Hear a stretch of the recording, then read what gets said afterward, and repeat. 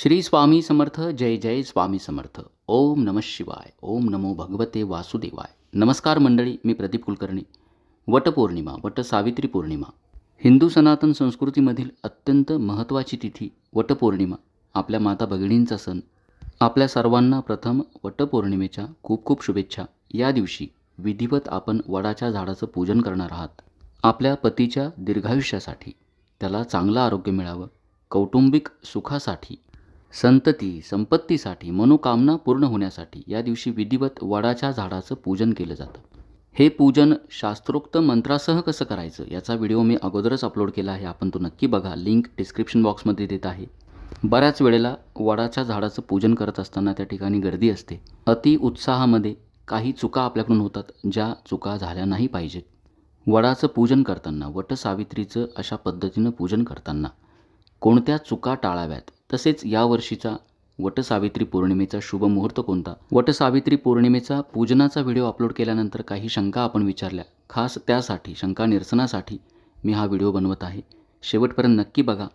Channel subscribe करा, bell icon दाबायला विसरू नका. आपल्या शंका असतील नक्की विचारा. प्रथम बघूया या वर्षीचा वटसावित्री पौर्णिमेचा मुहूर्त कधी आहे.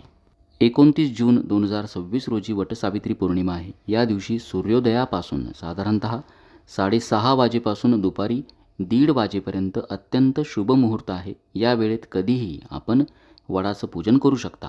शक्यतो या वेळेतच आपण पूजन करा. अगदीच अशक्य असेल किंवा सकाळी जमलं नाही तर संध्याकाळी सूर्यास्ताच्या आत, साधारणतः संध्याकाळी 5:30 वाजेच्या आत आपण पूजन करावं. वडाचं झाड आपल्या जवळपास कुठेही आपल्याला मिळून जाईल, त्या ठिकाणी जाऊन पूजन करा. विधिवत शास्त्रोक्त मंत्रासह पूजन करा. वटसावित्री पौर्णिमेच्या व्हिडिओमध्ये मी जी पूजा दाखवली आहे त्यामध्ये प्रामुख्यानं गणपती पूजन, सत्यवान पूजा, सावित्रीची पूजा आणि वडाच्या झाडाची पूजा अशी पूजा आपल्याला करायची आहे. मात्र आपल्यापैकी काही जणांनी शंका विचारली की त्या ठिकाणी गर्दी असते.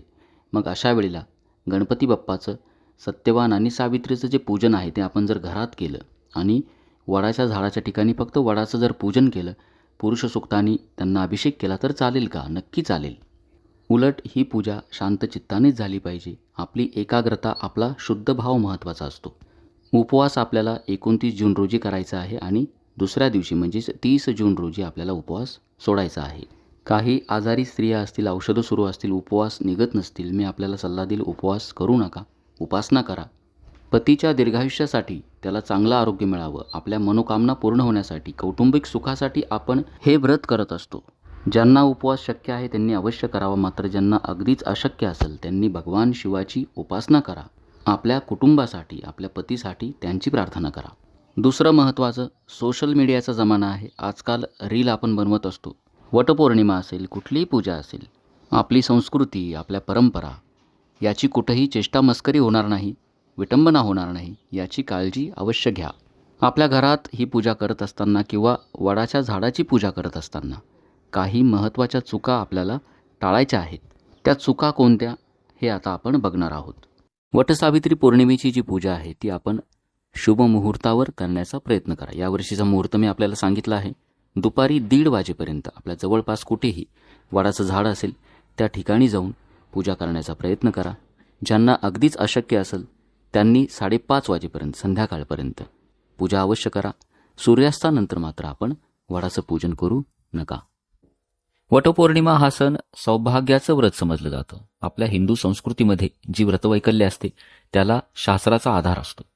या दिवशी शरीरानं, मनानं स्वच्छ राहावं, शुचिर्भूत राहावं. आपल्या माता भगिनी या दिवशी उपवास करतात. जसा आपण उपवास करतो अगदी त्याच पद्धतीनं या दिवशी कोणाचीही निंदा करू नका, चेष्टा करू नका, कोणाला दुखवू नका. घरामध्ये, घराच्या बाहेर भांडण तंटा होणार नाही याची काळजी घ्यायची.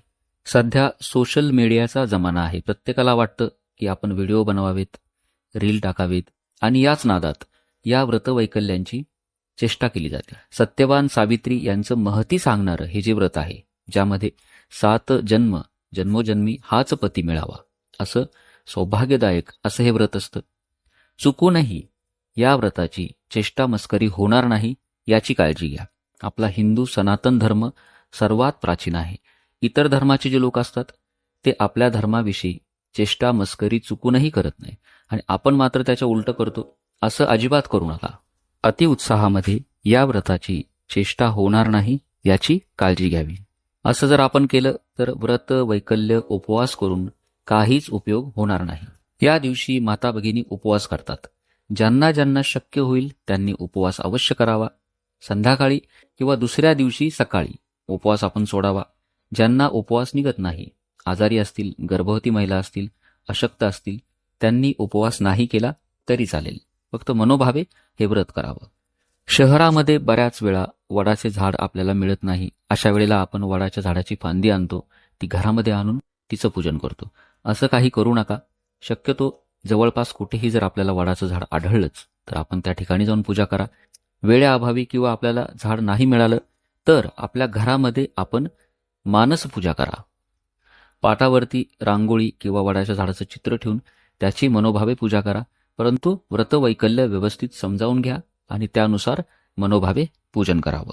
ज्या महिलांच्या घरामध्ये सूतक आलं असेल किंवा विटाळ असेल किंवा वृद्धी आली असेल, अशांनी मात्र वडाच्या झाडाची पूजा करू नका. गर्भवती स्त्रियांनी पूजा कशी करायची? गर्भवती स्त्रियांनी आपल्या जवळपास अगदीच जवळ असेल वडाचं झाड, त्या ठिकाणी जाऊन पूजा करा. मात्र जाताना येताना काळजी घ्या.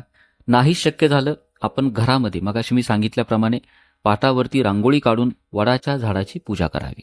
आता ज्यावेळेस वडाच्या झाडाजवळ पूजन केलं जातं त्यावेळी स्त्रिया एकमेकींची ओटी भरतात. गर्भवती स्त्रियांनी ओटी मात्र भरून घेऊ नका, ओटीचा स्वीकार करू नका. वडाच्या झाडाची पूजा करताना काळजी घ्यावी. आपण ज्यावेळेला वडाच्या झाडाची पूजा करतो त्या ठिकाणी फोडापासून थोडंसं दूर अगरबत्ती, दिवे लावावेत, कापूर दूर लावावा. कारण आपण वडाच्या झाडाला जो दोरा गुंडाळतो, बऱ्याच वेळा काय होतं की तो दोरा पेटतो आणि मग संपूर्ण झाड पेटण्याचा धोका असतो. असं काही होऊन देऊ नका. वडाच्या झाडाची पूजा तर आपल्याला करायची आहे, सोबतच त्या झाडाची काळजी देखील घ्यायची आहे.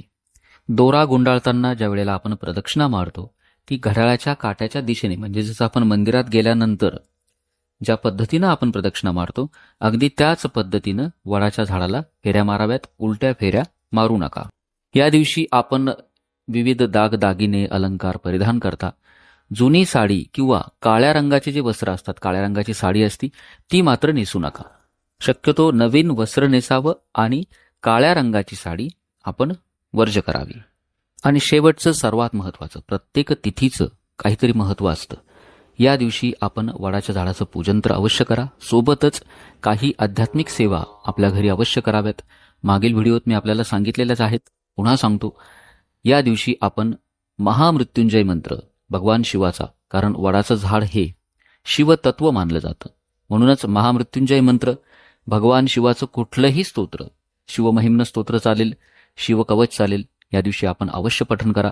श्री स्वामी समर्थ हा मंत्र, भगवान विष्णूंचा ओम नमो भगवते वासुदेवाय हा मंत्र, माता लक्ष्मीचा ओम श्रीम नमः हा मंत्र, या सर्व मंत्रांचं, तसंच नवारणव मंत्र ओम ऐं ह्रीं क्लीं चामुंडाय विच्चे, ही सर्व मंत्र साधना, स्तोत्र पठण आपण या दिवशी अवश्य करावीत.